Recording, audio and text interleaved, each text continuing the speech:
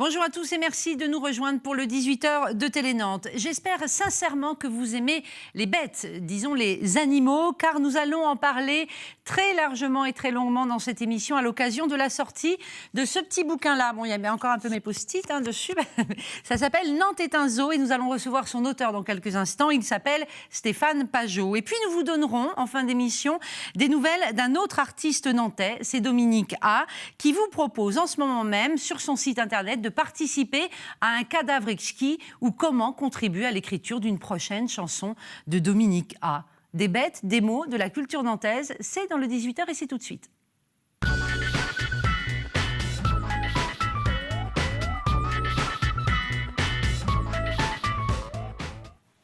Bonjour Stéphane Pajot. Bonjour. C'est un plaisir de vous recevoir comme à chaque fois. La dernière fois, je crois que vous étiez venu avec Anne-Lise Thomine qui était à ma place pour la sortie de Anomalie P. Voilà. Un polar. Voilà. Vous en êtes à combien de livres, Stéphane Pajot? Une petite quarantaine, en fait. Ah, quand même. Hein. Environ. Tout compris. Voilà. Et en polar, j'en ai fait 5. Et quand vous dites tout compris, c'est parce que voilà, vous écrivez des livres sur Nantes, vous écrivez aussi des polars, qui se passent quand même toujours plus ou moins pas très loin d'ici. C'est ça, hein, il y a des biographies. Des romans, des essais, je sais pas. Après, j'appelle ça souvent les bouquins sur Nantes, des livres de mémoire. Ouais, parce qu'il y a beaucoup on en voit d'images, des couvertures d'ailleurs à l'écran, là. Photographies du Vieux-Nantes, de cartes postales, de petites anecdotes. Tous mes livres sont un peu basés un peu sur le même concept, c'est-à-dire des textes pas très longs et finalement qui racontent toujours la bonne vieille ville de Nantes. La bonne vieille ville de Nantes. Et du coup, mes polars, je les inscris souvent dans cette ville aussi. Oui, puis quand même, à chaque fois, il y a la volonté de faire découvrir cette bonne vieille ville de Nantes, mais par, je disais entre nous, des petits bouts de lorgnette, quoi, des petits bouts d'histoire, pas forcément la grande histoire, celle qui est plus académique ou plus scolaire. Non, c'est l'histoire des gens, voilà. Hein, l'histoire du quotidien. C'est ça, parce que la grande histoire, elle est déjà écrite, en fait. Oui. Donc du coup, je ne vais pas la réécrire, pas du tout, non. Et c'est vrai que c'est souvent des petites histoires, et souvent, quand on dit des petites gens, c'est parce que c'est noble. Voilà. Donc c'est vrai que ça va souvent de... disons que je préfère le brocanteur La Bouillotte à Jules Verne, même si Jules Verne, j'en parle un petit peu, parce que chez Jules Verne, il y a toujours quelque chose à gratter. Voilà. Jules Verne était un fan d'Edgar Poe, par exemple. Ça m'a fasciné un moment. Et je me souviens d'un moment où, en lisant Edgar Poe, je m'aperçois qu'il parlait d'un citoyen de Nantes qui avait inventé un ballon, une montgolfière. Et là, je me suis dit, ça fait partie des choses où j'ai halluciné. Je me suis dit, comment Edgar Poe peut parler de Nantes, lui qui vient d'Amérique et tout? Quel rapport? Et en fait, c'était Jules Verne. J'ai pas trouvé. Non, j'ai pas trouvé parce que Jules Verne était trop petit à l'époque, parce que Edgar Poe doit mourir vers 1848. Jules Verne doit avoir 20 ans à ce moment-là.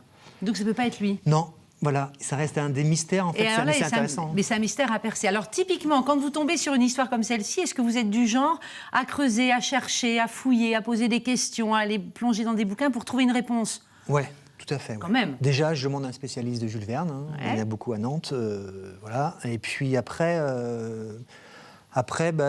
moi j'ai la chance de travailler dans un journal, la Presse Océan, donc des fois je fais des petits appels aux lecteurs. Puis j'ai aujourd'hui, il y a Facebook qui est arrivé, il y a Twitter qui est arrivé, donc ça c'est des réseaux aussi qui me permettent de poser des questions, quoi. Mais par exemple, dans le cas précis d'Edgar Poe, j'ai eu beau poser des questions, l'écrire dans un livre, on n'a pas la réponse. Vous n'avez pas la réponse. On la trouvera peut-être un jour. Peut-être qu'Edgar Poe a fait une escapade à Nantes, mais en tout cas, elle n'est pas du tout écrite nulle part. Il n'y a pas de traces de ça pour l'instant. Non. Effectivement, vous parliez de votre Facebook. Pour ceux qui vous suivent sur Facebook, régulièrement, vous postez des cartes postales. Je crois que vous avez une collection impressionnante de cartes postales anciennes de Nantes. Ouais. Alors, quand même. Une collection, c'est un grand mot. Je ne suis pas un collectionneur avec des beaux livres et tout. J'ai des petits boîtes à chaussures avec des photos que j'achète à droite à gauche, mais voilà, c'est pas une vraie collection dans le sens... organisé. Pas du tout, c'est un bazar, c'est une brocante un peu, c'est un bazar monstre. Une brocante de Stéphane Pajot en carte postale. En revanche, régulièrement, vous en publiez, vous en postez sur Facebook, et effectivement, vous posez des petites questions. Quelle année quelle rue Je vous suis attentivement, c'est pour ça que j'en ai là en tête. Ça marche, et les gens répondent, ils jouent le jeu? Franchement, c'est génial dans le sens où... En plus, c'est des photos, certaines, je ne les ai jamais publiées, quoi. Ça me permet aussi de les revoir à ma façon, donc je les connais, les photos, et aussi de retrouver des histoires, des fois des descendants des gens, des fois des historiens, voilà. Il y a vraiment beaucoup de répondants, beaucoup, il y en a qui aimeraient avoir la photo tout simplement. C'est tout nouveau, mais je pense que Internet, en tout cas Facebook, je parle bien de Facebook ou Twitter, c'est vraiment un vaste terrain de jeu. Je pense qu'on ne connaît pas encore tout ce qu'on peut y faire, mais ce qui est bien, en tout cas, ce qui me plaît, moi, en tout cas, dans l'histoire, c'est un peu comme un livre, c'est ce plaisir, finalement, de pouvoir partager des photos qui étaient, on va dire, cachées dans les greniers, qui allaient disparaître, certaines. Hein. Il y en a, je les ai trouvées, mais vraiment en sale état. Je pense que j'en ai sauvé pas mal. Hein. C'est ce que je dis souvent aux gens, et sans parler de moi, je dis souvent aux gens, si vous avez des plaques de verre, du vieux Nantes, des photos, des cartes, donnez-les aux archives, ne les jetez jamais, jamais. Ou vendez-les, mais en tout cas, parce que voilà. Ne les jetez pas et ne les laissez pas pourrir, en gros, quoi. C'est ça que ça veut dire. C'est ça. Un jour, j'ai trouvé une dame, son père était photographe à Nantes dans les années 40-50. Elle avait trop de plaques de verre chez elle, ça l'embarrassait, elle les a jetées à la déchetterie. Donc voilà, ça fait mal au cœur. Ça, c'est ballot. Parce que une photo, c'est vraiment... en tout cas, moi, c'est mon avis, un bout de patrimoine, quoi. Et du patrimoine, mémoire de... Alors, si on parle de Nantes, c'est de Nantes, mais sinon, c'est un bout de mémoire des gens, de notre passé, voilà. Alors, vous êtes là pour parler très spécifiquement de ce livre-là, Nantes est un zoo. Comment vient une idée de bouquin? Parce que le principe de celui-ci, c'est, on va le détailler, hein, en gros, c'est un bestiaire urbain. C'est ça. C'est une balade dans la ville à travers des illustrations, la présence de l'animal dans la ville. Voilà. Exactement. Ça aurait pu être autre chose. Des femmes à barbe ou non. Donc j'ai choisi... Vous avez choisi les animaux plutôt que les femmes à barbe. Comment ça vient? Déjà, le tout début, l'idée. Alors l'idée, elle est assez simple en fait. Alors j'ai un petit fiston de 7 ans et qui est fan des 2 lions qui se trouvent dans le petit parc près de l'hôtel... L'ancien palais de justice. Ancien palais de justice, voilà. L'hôtel Radisson aujourd'hui. Voilà. Et donc il escaladait, tout ça, on en parlait souvent. Et puis il était fasciné. Alors voilà. Ensuite, il me parlait aussi souvent de l'éléphant de Nantes. Et voilà, un jour j'ai percuté, j'ai dit mais c'est marrant ça, les animaux évidemment, et aussi des biquettes du Jardin des Plantes, voilà. Et à chaque fois, je voyais bien qu'il y avait quelque chose qui se passait avec. Alors lui, c'est un enfant de la ville, c'est un enfant urbain. Voilà, on n'est pas à la campagne, nous il n'a jamais été initié, on va dire, aux poules et aux vaches, quoi. Et du coup, les animaux dans la ville, ça a tilté, voilà. Je pense que moi, je dois ça, donc merci. Donc c'est votre fiston qui finalement a fait mûrir cette idée de cette balade dans la ville. Alors racontez-nous, parce que... Et du coup, j'ai pris d'abord les lions, je les connaissais, hein, et je me suis dit, tiens, ce serait marrant de traquer un peu, de traquer les animaux nantais. Et j'étais parti au début sur des animaux, on va dire un bestiaire urbain en pierre, en fonte, sur les statues.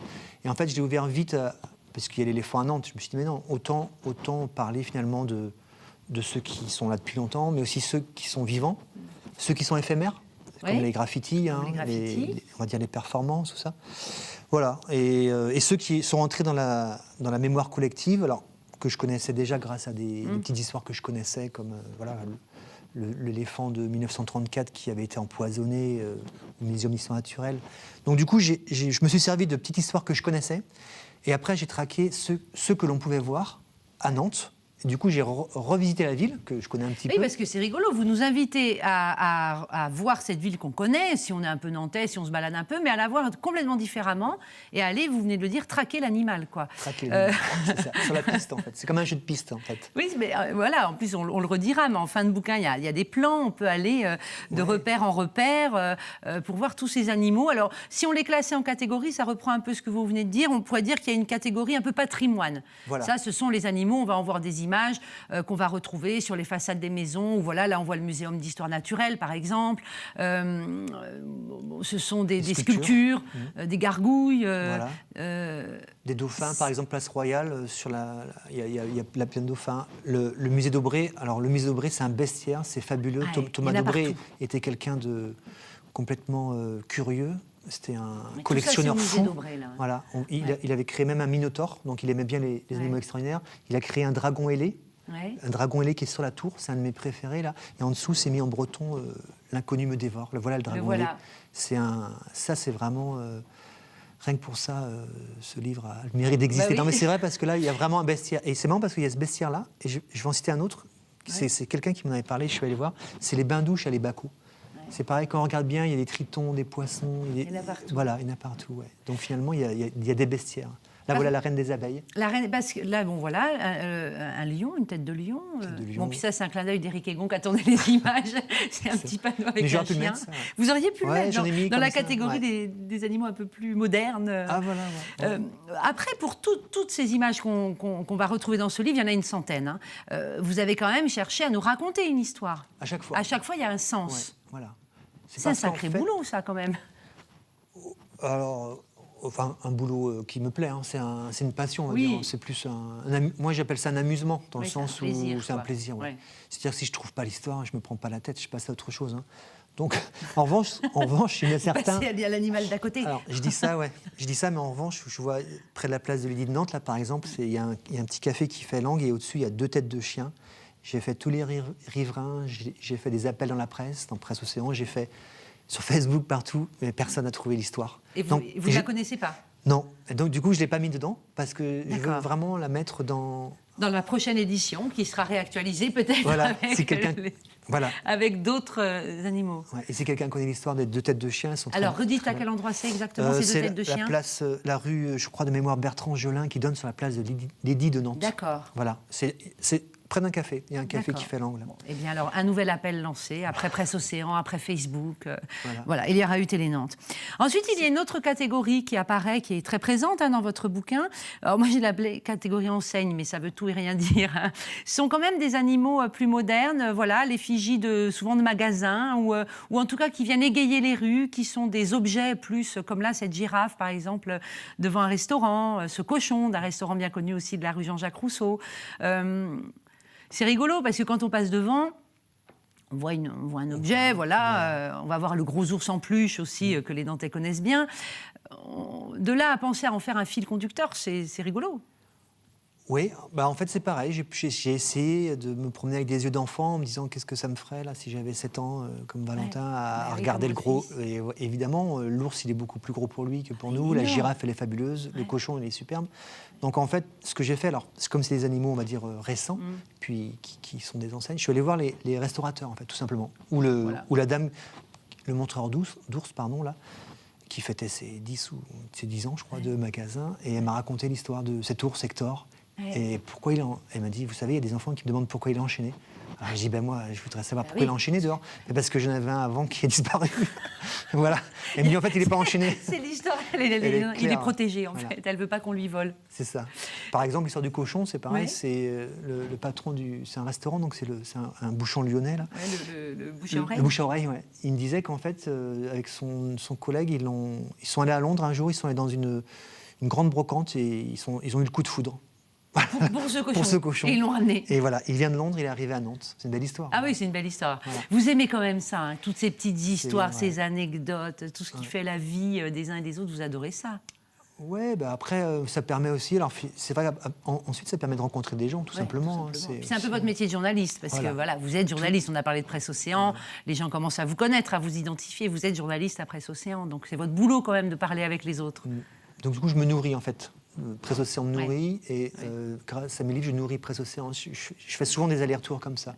Ça m'a permis aussi, du coup, de créer une rubrique peu de temps après. Je n'avais pas fini le livre, d'ailleurs, dans Presse Océan, qui s'appelle L'animal du jour. Et du coup, je me suis amusé à dire si vous croisez des animaux.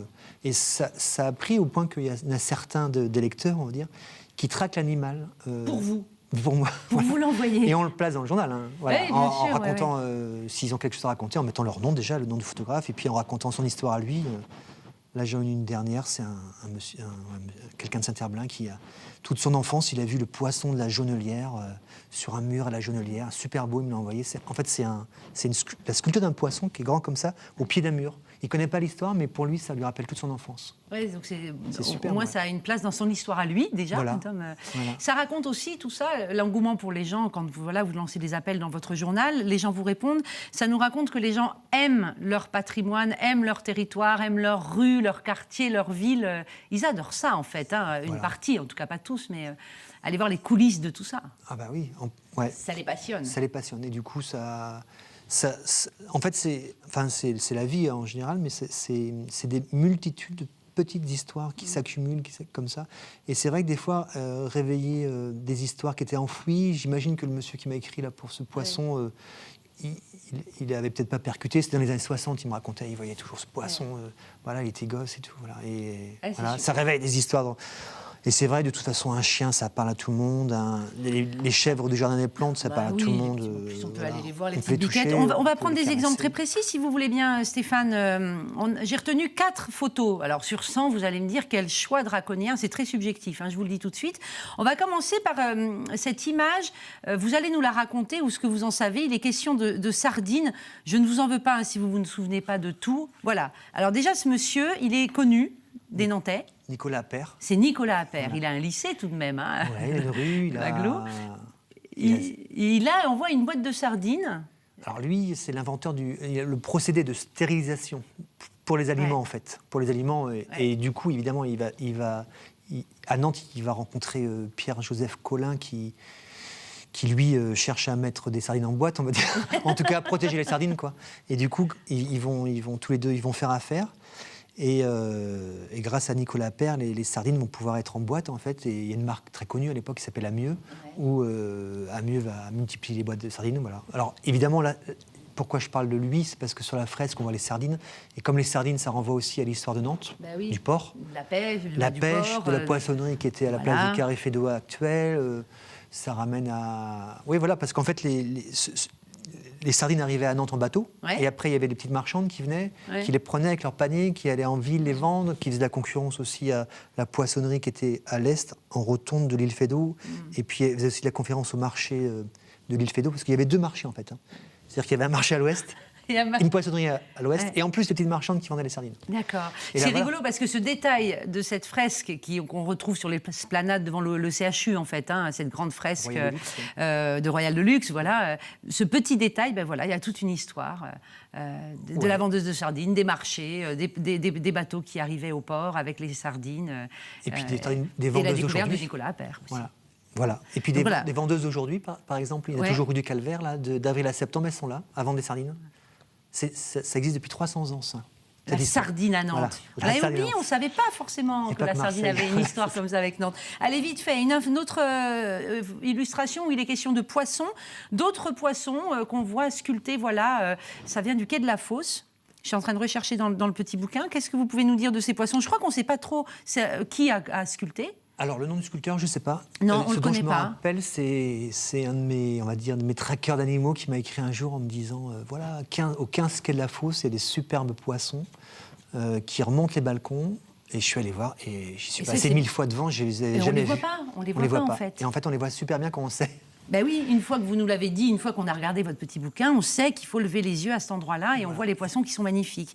Une autre image, alors là, moi j'ai complètement appris, vous nous faites rêver en plus avec ces images-là, on va la découvrir. King Kong, l'histoire de King Kong peut-être est née à Nantes. Sûrement à Nantes. Ouais, je le romance un peu. Hein, mais...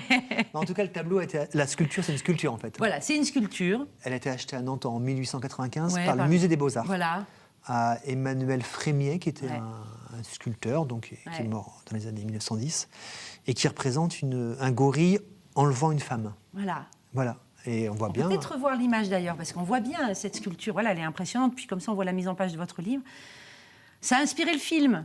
A priori, il y a les films, les livres. A priori, c'est un Américain qui a vu cette sculpture, qui a craqué, qui a demandé à en faire un moule, une reproduction en bronze. Et du coup, il en a fait des miniatures qu'il a vendues en Amérique. Et on reste donc persuadé que celui qui a fait le premier King Kong s'est inspiré évidemment de ce gorille enlevant une femme. Voilà. Acheté par le Musée des Beaux-Arts de Nantes en 1895. Voilà. C'est génial. Et puis, dernier exemple, alors là, on va faire un bond dans l'histoire avec des représentations très modernes. Hein. On est sur du street art avec ces créatures pixelisées de Waldo, qui est un Nantais. Valdo, on dit. Qui est passé par Nantes. Qui n'y est plus. Il est dans le sud de la France. A priori, il est sur Nice aujourd'hui, Et il a un petit peu ponctué la ville de ces petites figurines en mosaïque. C'est ça. Et il ponctue plusieurs villes. Et du coup, à Nantes, il est passé par là. Et ce qui est intéressant, c'est que Waldo, je le mets... Alors, à Nantes, le street art, il y a beaucoup de personnes. Il y a Waldo, il y a Jenkins, il y a Kazi. Kazi, c'est celui qui a fait le chat, par exemple, au Trampolino. Il y a Ador, Perçu, tout ça. Ça, c'est des graffeurs. Et Waldo, ce qui est intéressant, donc lui, c'est de la mosaïque. Et il fait des petits animaux comme ça. Et je le mets un peu comme Mystique et ses pochoirs de Paris. C'est-à-dire qu'aujourd'hui, finalement, ceux qui nettoient les nettoyeurs de la ville, on va dire, ils n'enlèvent pas ça. Et ils Non, voient c'est bien que c'est beau, protégé c'est bien maintenant. fait. C'est beau et voilà. Et du coup, ils ne sont pas cassés, pas abîmés. Et même ceux qui graffent les abîment pas, quoi. On va arriver à la fin de notre entretien. Je rappelle, donc Nantes est un zoo aux éditions d'Orbestier. On va juste voir une autre image d'un animal qui n'apparaît pas dans le livre. Vous n'avez pas pu le mettre parce que vous n'avez pas pu tout mettre. Ce sont des chauves-souris, voilà, découpées dans des volets. Vous l'avez publié sur Facebook. C'est pris à Nantes. C'est vrai que c'est génial. Je pense que Dracula est nantais. Voilà, Dracula, ouais. King Kong, Dracula, voilà. En fait, c'est magique.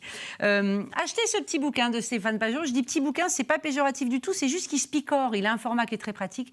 On s'y promène et on y découvre plein de belles choses. Vous connaissez Dominica, Stéphane ? Ouais. On en parle tout de suite.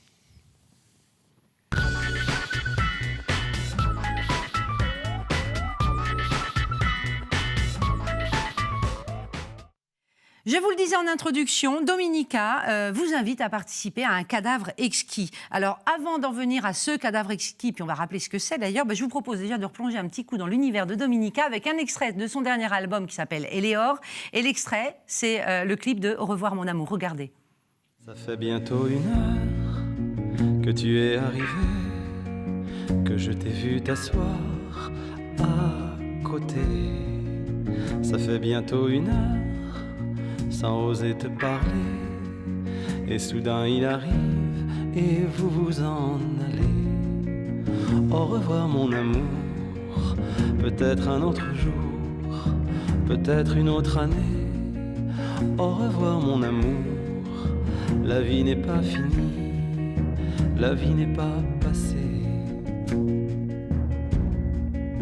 C'est une autre aujourd'hui qui s'avance vers moi.